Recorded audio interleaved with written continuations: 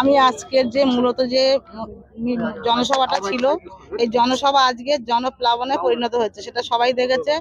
মাননীয় মমতা বন্দ্যোপাধ্যায় যে মহিলাদের জন্য যে উন্নয়ন, যে প্রকল্প, সবকিছুতে মহিলাদের অগ্রাধিকার দিয়েছে। মানে সব স্বাস্থ্য সাথী থেকে আরম্ভ করে রূপশ্রী থেকে সবকিছু প্রকল্প মহিলাদের নামে। আর সবথেকে বলতে পারি, সব থেকে ঘরে ঘরে যেটা দিচ্ছে মায়েদের লক্ষ্মীর ভান্ডার, তার জন্য মেয়েদের আজকে ঢল নেমেছে সন্দেশখালী বুকে। আগামী দিনে আরো মেয়েদের ঢল নামে। মুখ্যমন্ত্রী হাত শক্ত করবে। মুখ্যমন্ত্রী চতুর্থবারের জন্য নবান্নে আসন নিয়ে চতুর্থবার মুখ্যমন্ত্রী হবে। দিদি, আজকে দেখছি যে মন্ত্রী বললেন যে সন্দেশখালী আজকে সমাবেশে সফল হয়েছে এবং আজকে বিশেষ করে এই সমাবেশে মহিলাদের ভিড় ছিল আলাদা, মানে পুরুষের থেকে মহিলাদের তুলনা বেশি। এবং যেহেতু আপনি এই বসে সাংগঠনিক জেলা মহিলা সভানেত্রী হওয়া করে, কি বলবেন? মহিলাদের বিজেপি কিছুদিন আগে এখানে একটা ঘৃণ্য চক্রান্ত করেছিল মহিলাদেরকে নিয়ে।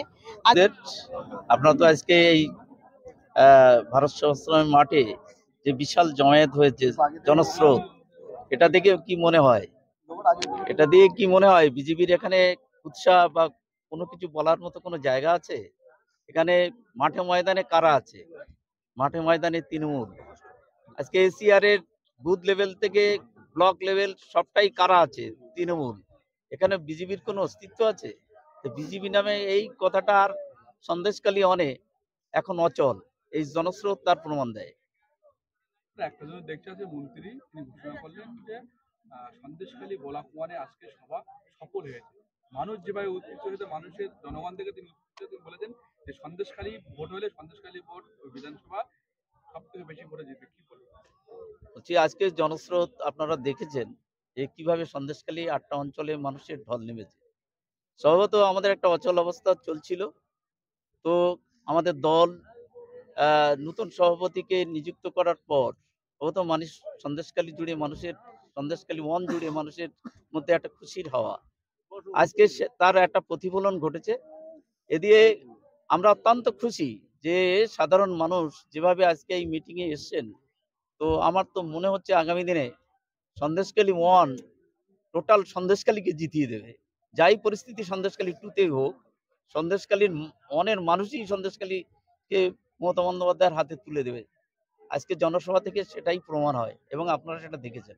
জেলা সভাপতি একেবারে বেঁধে দিয়ে গেলেন যে এই যে বিধানসভা থেকে 50,000-এর বেশি ভোটে লিড করবেন আপনারা, কি বলবেন? বলছি, আপনারা জানেন আমি সবে 19 অক্টোবর আমাকে দল দায়িত্ব দিয়েছে। দায়িত্ব দেওয়ার পর আমি ভেবেছি দল সম্পর্কে অনেক। আমি দীর্ঘ 32 বছর এই যুব এবং তৃণমূলের দায়িত্ব ছিলাম এবং দলটাকে আমি মূলত কয়েকজনকে নিয়ে প্রথমত সন্দেশখালী ওয়ানে আমি দলের ঝান্ডা ফুটিয়েছিলাম। তো সন্দেশখালী ওয়ানের মানুষকে আমি চিনি, সমস্ত কর্মীদের চিনি, এখানে যারা নেতা নেতৃবৃন্দ যারা আছে সবাইকে আমি চিনি। তো আমি চাই আগামী দিনে একদম বুথ লেভেল পর্যন্ত দলকে শক্তিশালী করতে। এবং আমাদের এখানে আমরা সব এক, এখানে আলাদা কোনো কিছু নেই। আজকে আপনারা দেখলেন আমাদের ঐক্যবদ্ধ সন্দেশখালী ওয়ান।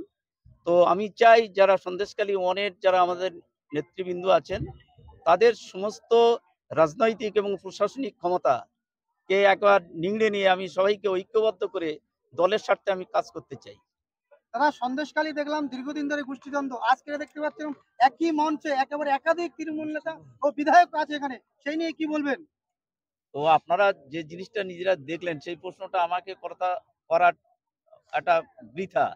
তবু আজকে আমি বলতে হয় যে আমরা সবাই এক। আজকে আমাদের জেলা সভাপতির নির্দেশে আজকে এই সম্বর্ধনা জ্ঞাপন অনুষ্ঠান আমরা এখানে করেছি। আমাদের বহু মানুষের উচ্ছ্বাস, আমাদের বিধায়ক আমাদের মঞ্চে এসছে। তো আমরা স্বভাবত খুব খুশি। আমাদের জেলার নেত্রী, জেলার চেয়ারপারসন সবিতা রায়ের টোটালি তত্ত্বাবধানে আজকে এই মিটিং সফল হয়েছে এবং তার অক্লান্ত পরিশ্রমে আজকে আমাদের সংগঠন এখানে শক্তিশালী হয়েছে। আমরা তৃণমূল কংগ্রেসের 1 নম্বর ব্লকের তরফ থেকে আমি সবিতা রায়কে আন্তরিক ধন্যবাদ ও কৃতজ্ঞতা জানাই। আগামী দিনে কি ঐক্যভাবে চলবেন? তাহলে কি আর গোষ্ঠীদ্বন্দ্ব থাকবে না মূলত এখানে সন্দেশখালীতে? আজকে মিটিং এর যে প্রস্তুতি বা তার যে বিষয় সেটা তো আমি বলেই দিলাম। তো এখানে ভাগাভাগির কোনো জায়গা নেই। এখানে কেউ যদি মনে করে যে দলের মানে বাইরে চলবেন, সে কিন্তু দল থেকে হারিয়ে যাবে। তো দল যে সিস্টেমে অভিষেক বন্দ্যোপাধ্যায় একবার বুথ স্তরে ডিজিটাল কায়দায় নামাতে চাইছেন, তো সেই জায়গায় কাজ না করলে তাকে সরে যেতে হবে। আমি যদি কাজ আগামী দিনে না করতে পারি তা আমাকেও সরে যেতে হবে। সুতরাং বুথ লেভেল থেকে অঞ্চল, অঞ্চল থেকে ব্লক, সর্বস্তরের কর্মীদের একটা এসআইআর এর এই যে বিষয়টি আমাদের সামনে এসছে, এর ফলে আমাদের দল সম্পূর্ণ সন্দেশখালী নড়ি চড়ে বসেছে। সাধারণ মানুষের উদ্দেশ্যে একটি ভোটার যাতে এসআইআর এর নাম তুলতে কোনো সমস্যা না হয়, সেই জন্য আমাদের সর্বত্র আমাদের